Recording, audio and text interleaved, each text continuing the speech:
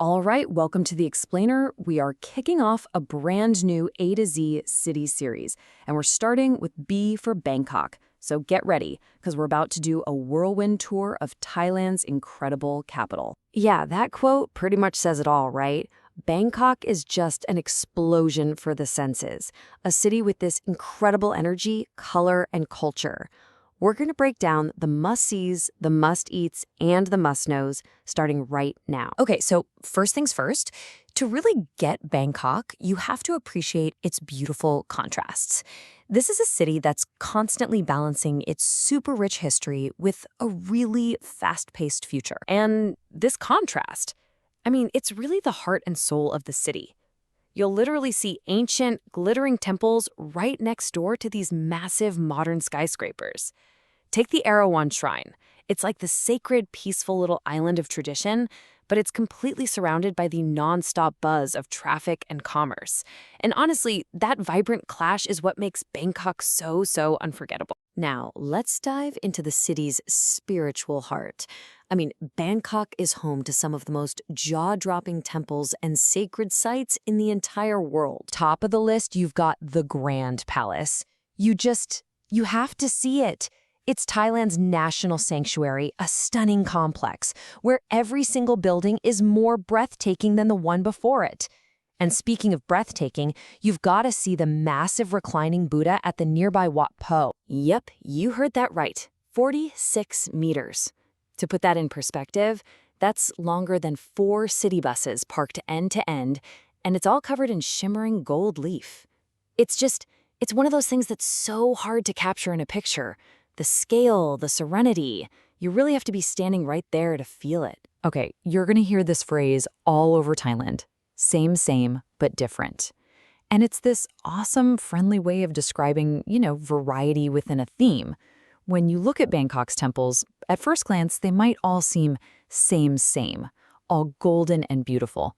But trust me, each one, from the huge grand palaces to the tiny neighborhood shrines, they all have their own unique vibe, their own story. They're all different. All right, so from the sacred to the shopping, let's talk retail therapy, Bangkok style. And let me tell you, it is a wild ride.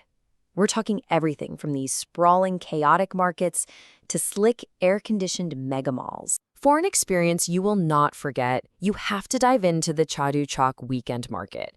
I'm talking over 15,000 stalls. You could get lost in there for days. Or you could wander the endless little alleyways of Chinatown's market. Now, if you're on the hunt for a bargain on, say, electronics or clothes, MBK Center is your spot.